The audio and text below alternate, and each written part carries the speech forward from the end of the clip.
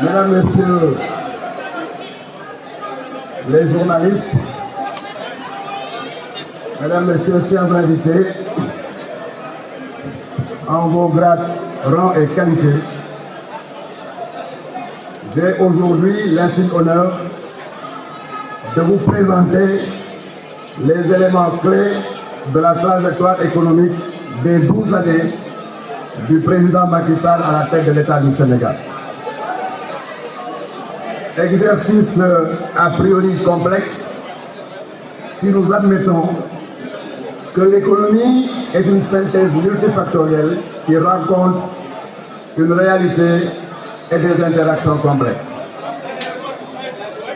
Mais vous accepterez avec moi que dans ce monde désormais interconnecté et très transparent, nous sommes dans des économies qu'on peut qualifier de maisons de verre.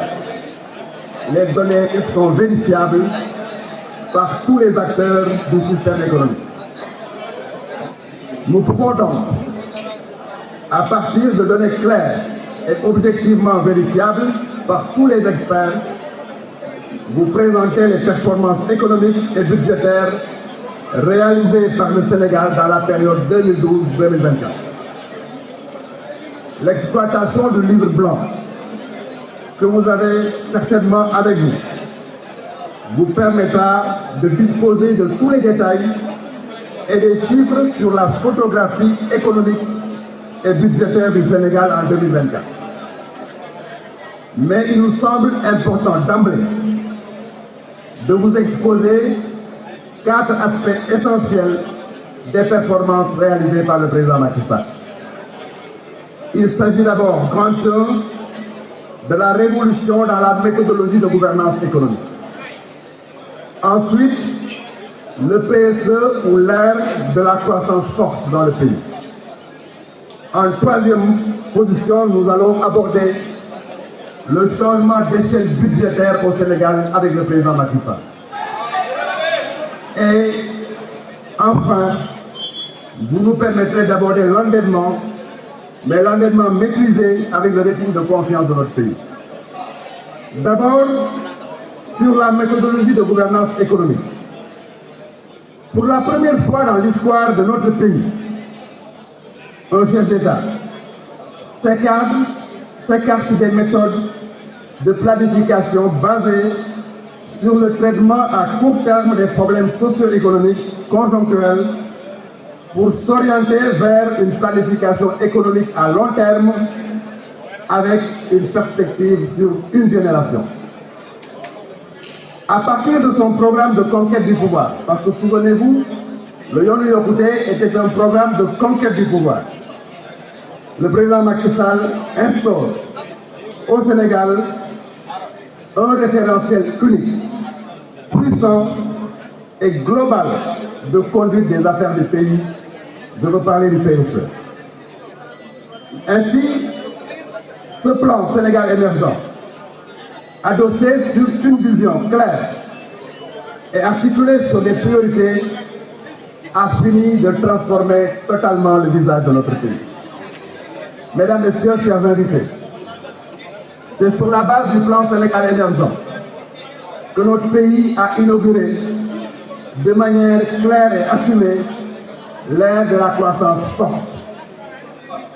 En effet, jusqu'en 2012, le Sénégal ne générait pas suffisamment de croissance économique pour couvrir les besoins de la croissance démographique.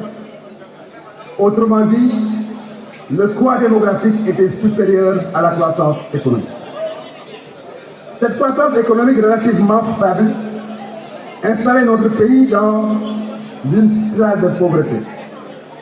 Il fallait donc rapidement faire une transformation structurelle de notre économie pour produire une croissance forte, saine et durable. C'est là toute la pertinence de l'axe 1 du plan Sénégal émergent.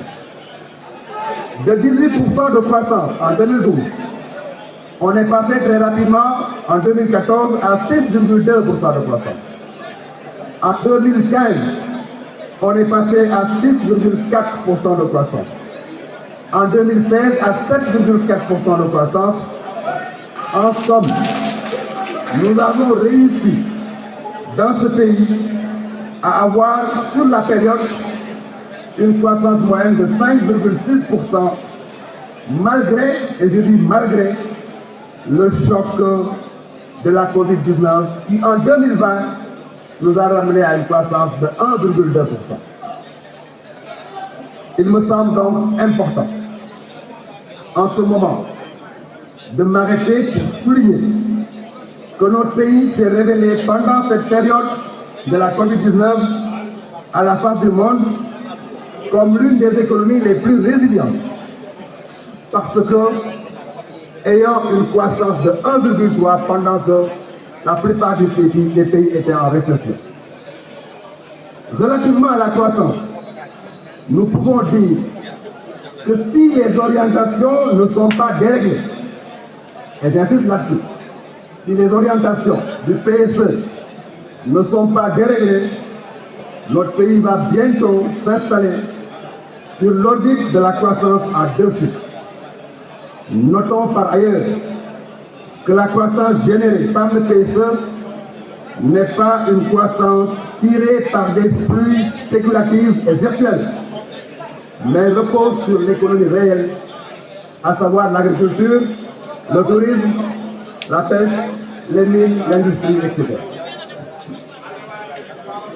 Mesdames, Messieurs les journalistes, chers invités, une croissance forte, gage de véritable développement, doit s'adosser sur une échelle budgétaire à la dimension des ambitions de l'émergence. Le budget du Sénégal de 2012 à 2024 a connu une hausse continue passant de 2344 milliards à 7003 milliards. Une augmentation en valeur absolue de 4650 milliards, soit 198,7% en valeur relative. Avec la loi de finances de 2024, le taux de couverture des dépenses internes par les ressources externes, par les ressources internes, est fixé à 90,8%. Ceci marque de manière claire la détermination du président Macky Sall à atteindre la souveraineté budgétaire. Souvenez-vous, en 2012, le taux de couverture des dépenses internes par des ressources internes était à 82%. En plus de cette performance budgétaire claire, il y a lieu de noter que la mobilisation budgétaire s'est accompagnée par une maîtrise progressive du déficit. Le déficit a connu une évolution baissière de 5,8% en 2012, il est passé à 3,9% en 2019.